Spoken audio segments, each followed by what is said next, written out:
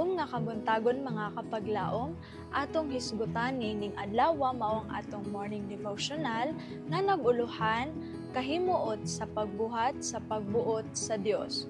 Ug ang atong teksto makita sa Proverbio 29 bersikulo 18 nga nagingon: Diin walay panan-awon ang katawhan nagasalikway sa pagpugong, apan kadtong nagabantay sa kasuguan malipayon siya. Kadtong nahigugma sa Dios, labing malipayon sa pagbantay sa iyang mga kasuguan ug sa pagsunod sa mga butang nga maayo sa iyang mga mata.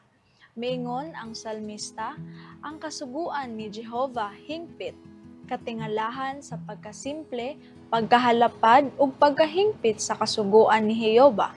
Hamubo kaayo kini nga mga sugo, dali lang masaulo, apan layo ang maabtan kung sa pagpadayag sa kinatibuk-ang pagbuot sa Dios ug sa pagpahibalo, dili lang sa mga lihok apan sa mga hunahuna ug katuyuan, mga handom ug pagbati sa kasing-kasing.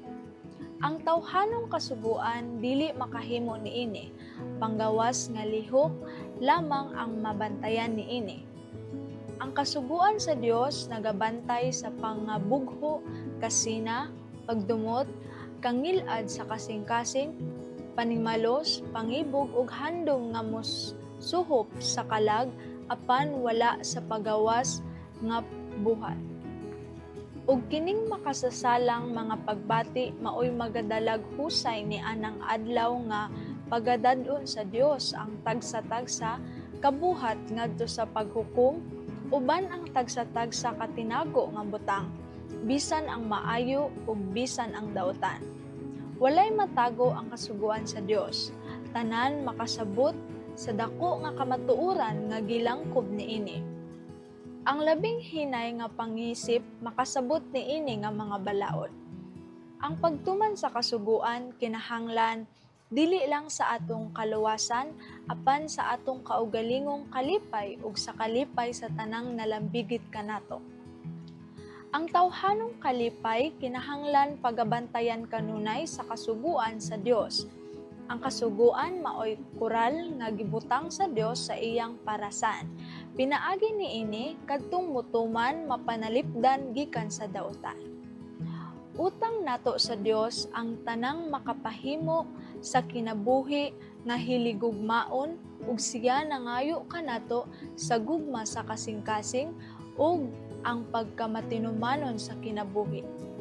Ang iyang sugo kung tumanon magadala og kalipay sa kinabuhi sa panimalay, kalipay sa matag usa. Mag-ampo ta mga kapaglaom. Ginoo, tuluy kami sa imong kabubuton ug hatagi kami ug kasing-kasing nga masinugton.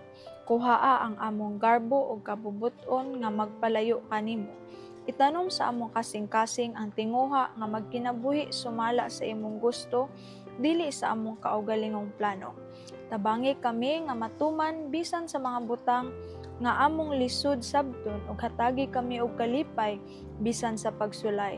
Himoa kaming sulundon nga mga anak nga magapuyo nga matinumanon hangtod sa katapusan sa ngalan ni Jesus. Amen.